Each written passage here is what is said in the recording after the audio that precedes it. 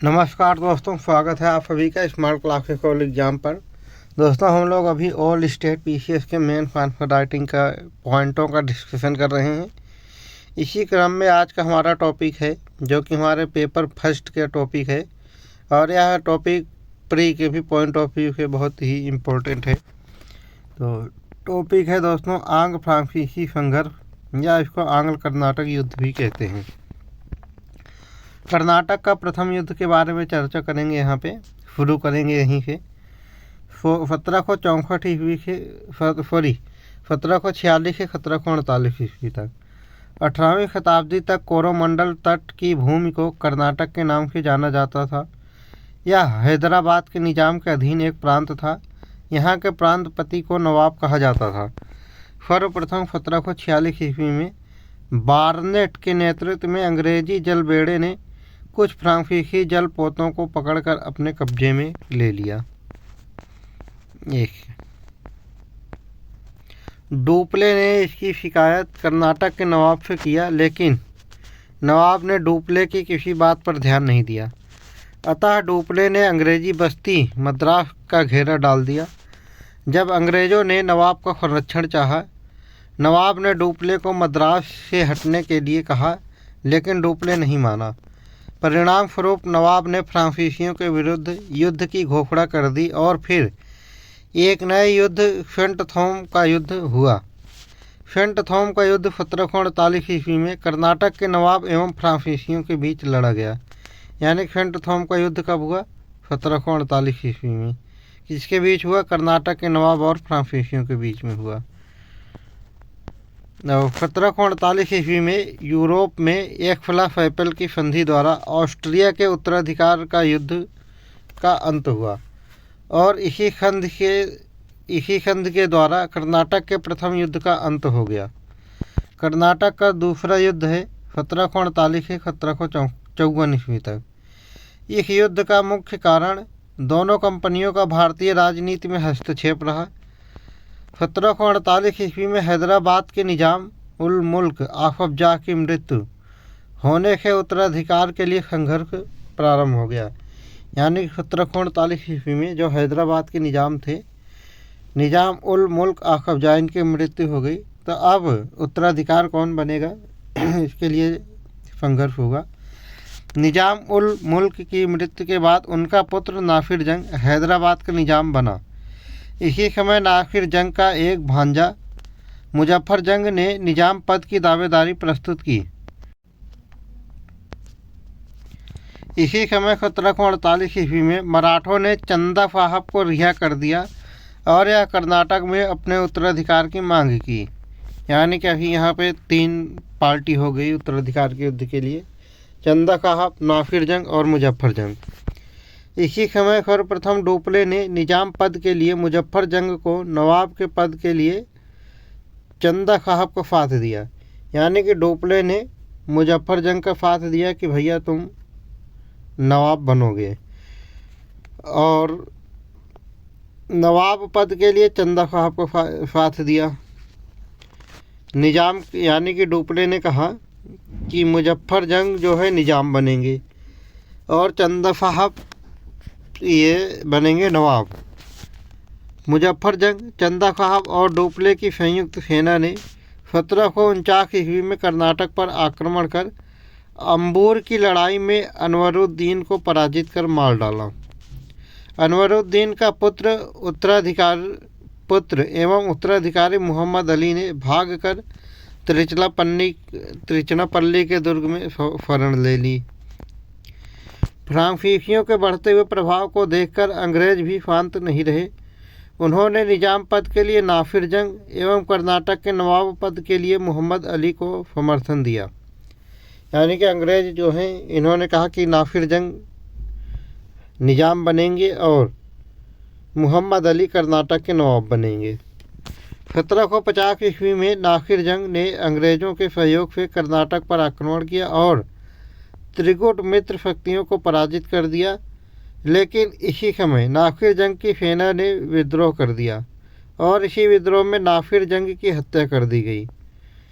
इसका लाभ उठाकर फ्रांसीसियों का अध्यक्ष लीडर कौन था? डुप्ले। मुजफ्फर जंग को हैदराबाद के निजाम घोषित कर दिया। 1752 ईस्वी में कर्नाटक के नेतृत्व में अर्काट पर आक्रमण किया। क्लाइव के नेतृत्व में 1752 ईस्वी में क्लाइव के नेतृत्व में अर्काट पर आक्रमण किया अंग्रेजों ने और चंदा साहब के पुत्र राजा साहब के नेतृत्व वाली सेना को पराजित कर अर्काट पर अधिकार कर लिया। यह खबर सुनकर चंदा साहब त्रिचनापल्ली भाग गया। यानी कि खबर क्या थी कि जब क्लाइव के नेतृत्व में अंग्रेज़ों ने अर्काट पर आक्रमण कर दिया और चंदा साहब के पुत्र राजा साहब के नेतृत्व वाली सेना को हरा दिया और अर्काट पर अंग्रेज़ों ने अधिकार कर लिया, तो ये खबर सुनकर जो चंदा साहब के पुत्र थे यह त्रिचनापल्ली भाग गए और तंजौर के राजा ने उसकी हत्या कर दी वहाँ पे। तो 1754 ईस्वी में फ्रांसीसी सरकार ने डुप्ले को वापस बुला लिया। यानी कि जो फ्रांस की सरकार थी उन्होंने डुप्ले को कहा, भैया तुम बहुत लड़ाई झगड़ा कर रहे हो तो अब आप वापस आ जाओ वहाँ पे। तो उसके स्थान पर गोदेहो को गवर्नर बनाकर भेजा। तो गोदेहो आते ही युद्ध समाप्ति की घोषणा कर दी और अंततः 1755 ईस्वी में पांडिचेरी की संधि द्वारा यह युद्ध समाप्त हो गया। यानी कर्नाटक का दूसरा युद्ध 1755 ईस्वी में पांडिचेरी की संधि हुई, इससे समाप्त हो गया। पांडिचेरी की संधि द्वारा दोनों कंपनियों ने भारतीय नरेशों के झगड़ों में, यानी कि भारतीय राजाओं के झगड़ों में हस्तक्षेप न करने का वादा किया। यानी कि फ्रांसीसी कंपनी और अंग्रेज जो ब्रिटिश कंपनी थी, इन्होंने पांडिचेरी की संधि में कहा कि अब हम लोग भारतीय राजाओं के उत्तराधिकार के बारे में हस्तक्षेप नहीं करेंगे। कर्नाटक का तीसरा युद्ध ये 1756 से 1763 ईस्वी तक चला। 1756 ईस्वी में यूरोप एवं ऑस्ट्रिया 1756 ईस्वी में यूरोप में ऑस्ट्रिया एवं प्रसा के बीच सप्तवर्षीय युद्ध प्रारंभ हुआ।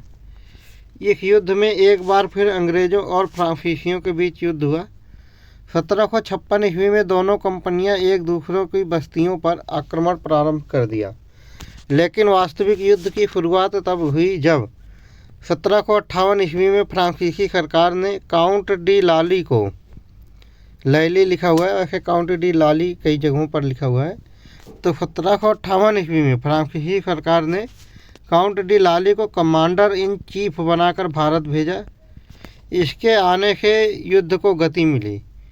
इस युद्ध में महत्वपूर्ण युद्ध 1760 ईस्वी में वांडीवास का युद्ध था, जो आयरकोट के नेतृत्व वाली अंग्रेजी सेना और काउंट डी लाली के नेतृत्व वाली फ्रांसीसी सेना के बीच हुआ।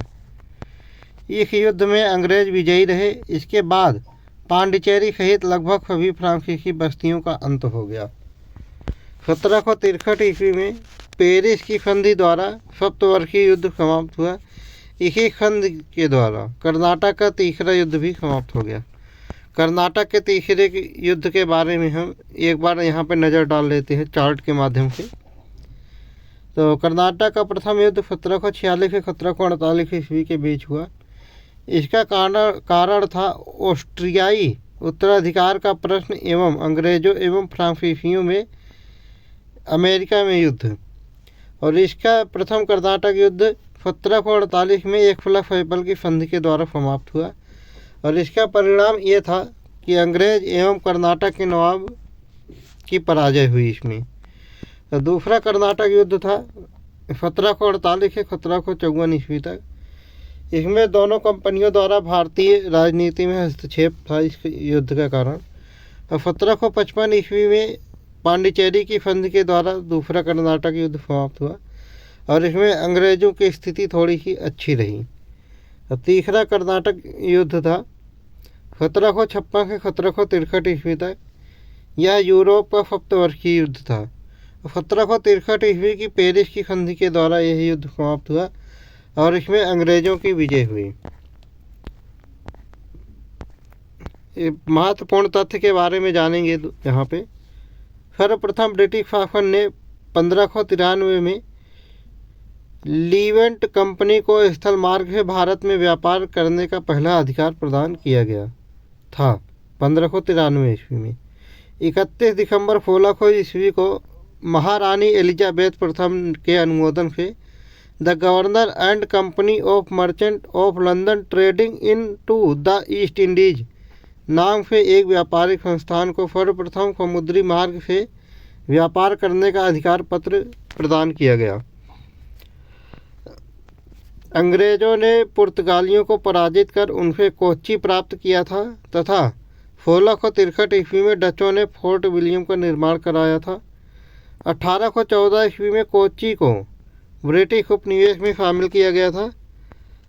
अंग्रेजी शासन काल में बिहार अफीम उत्पादन के लिए प्रसिद्ध था। भारत में अफीम की तस्करी की जाती थी।